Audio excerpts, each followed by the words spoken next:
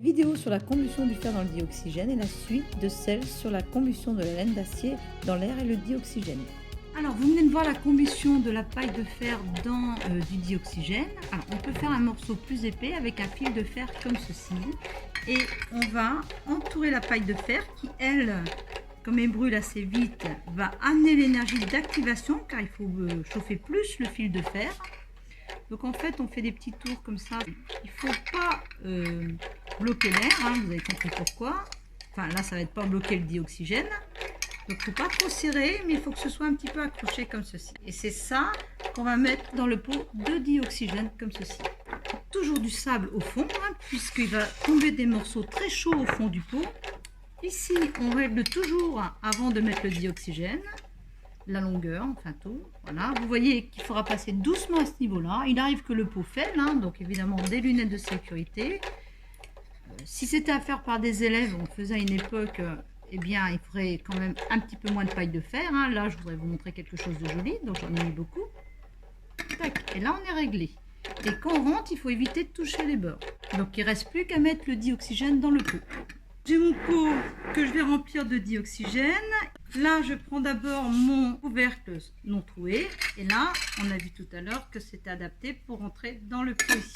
Donc, je remplis le pot.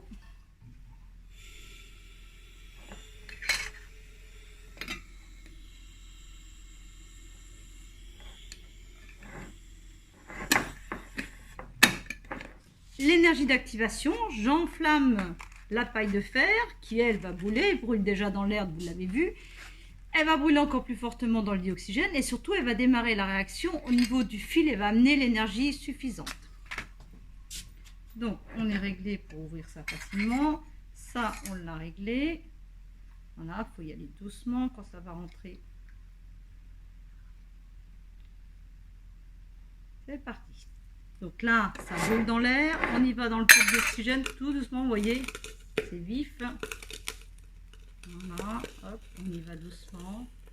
Et là, regardez, ça remonte au niveau du fil de fer. J'évite que ça touche les parois. Là, ça touche. Voilà. Donc. Et voilà, j'ai ma petite boule. Alors, des fois, on peut arriver à que ça remonte sur le fil. Je vous le remets au ralenti.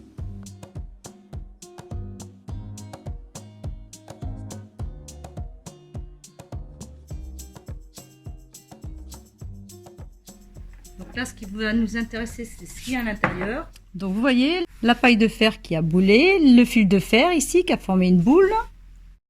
Alors vous allez voir qu'il ne s'agit plus du tout du même élément chimique. Hein. Il y a toujours des atomes de fer dans ce qu'on obtient. La paille de fer, c'est attiré par un aimant. Hein. On va aller chercher ce qu'il y a dedans. Alors vous voyez que lui aussi est attiré par un aimant, mais ce n'est plus du fer, c'est de l'oxyde de fer. Voilà, petit oxyde de fer qui est toujours attiré par un aimant. Donc c'est le fer, vous l'avez vu, qui a réagi avec le dioxygène pour former de l'oxyde de fer. Alors lui, au niveau couleur, vous voyez qu'il est vraiment gris bleuté. Là, c'est plutôt gris. Donc là, c'est de l'oxyde de fer et là, c'est du fer. En fait, de l'acier qui contient 98% de fer. Et maintenant, on va essayer de faire la combustion sur tout le fil de fer. Donc là, il faut lui faire quelques petits tours comme ceci. Je vais vous montrer. Voilà, je vais mettre en accéléré.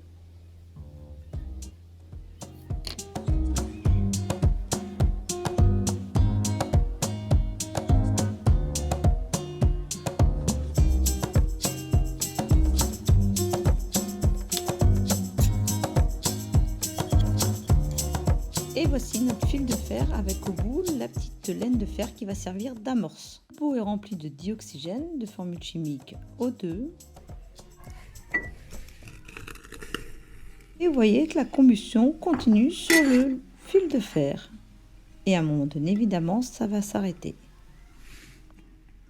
Alors, on va se la refaire à nouveau. Vous avez vu que le fil de fer bougeait du fait qu'il était encore assez fin.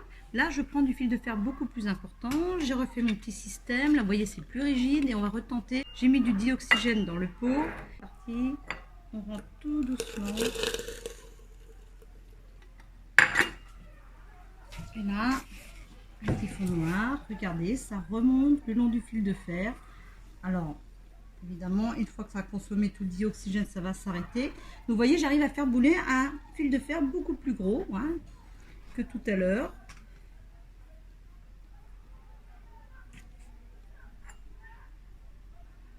Là, on est en train de consommer tout le dioxygène, donc la réaction va s'arrêter bientôt.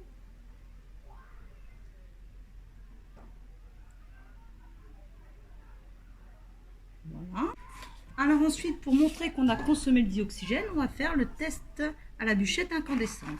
C'est-à-dire que si il y a encore du dioxygène, normalement ça doit raviver la bûchette incandescente. Et on y va. Hop, c'est parti. Donc, hop, vous voyez, elle se rallume pas. Ça veut dire que le dioxygène a été consommé. Il n'y a plus de dioxygène. Et donc la réaction s'est arrêtée.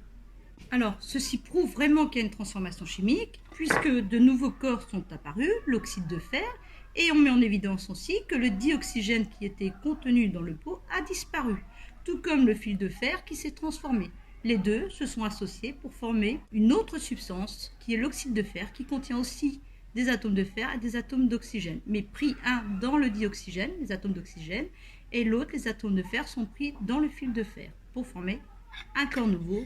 C'est bien la définition d'une transformation chimique. Un nouveau corps est apparu. Et voici ce nouveau corps, l'oxyde de fer, qui est gris bleu. Alors très rapidement, nous allons faire le bilan de cette transformation chimique. C'est donc du fer qui réagit avec du dioxygène pour donner de l'oxyde de fer.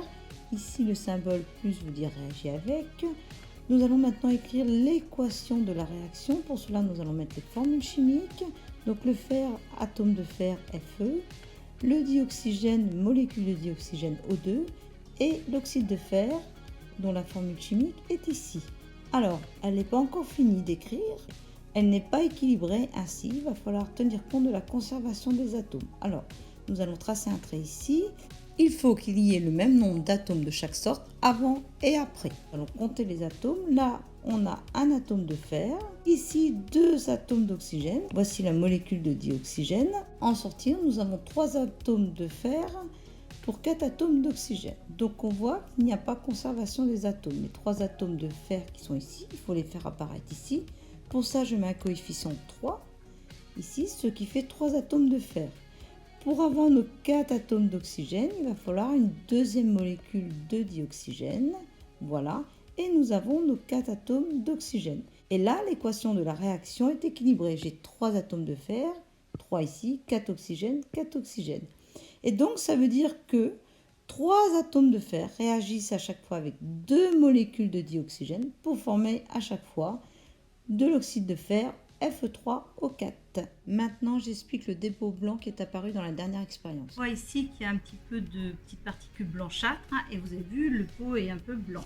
C'était pas du fer pur qu'on avait, c'était de l'acier galvanisé, c'est-à-dire recouvert de zinc. Et donc, ce dépôt blanc, c'est de l'oxyde de zinc qui s'est formé en plus de l'oxyde de fer. Il y a d'autres vidéos de combustion, en voici quelques-unes. Il suffit d'aller dans la playlist combustion, j'indique aussi 2 autres playlists et il y a beaucoup d'autres thèmes scientifiques qui sont abordés sur cette chaîne Le Labo Science.